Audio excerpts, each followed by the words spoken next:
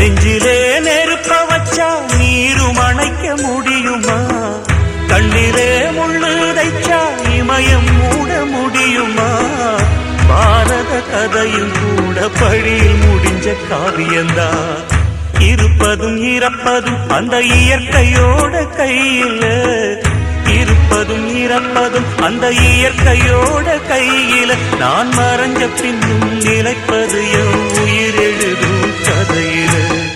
சந்திரனே சூரியனே நட்சத்திர நாயகனே, சந்திரனே சூரியனே நட்சத்திர நாயகனே.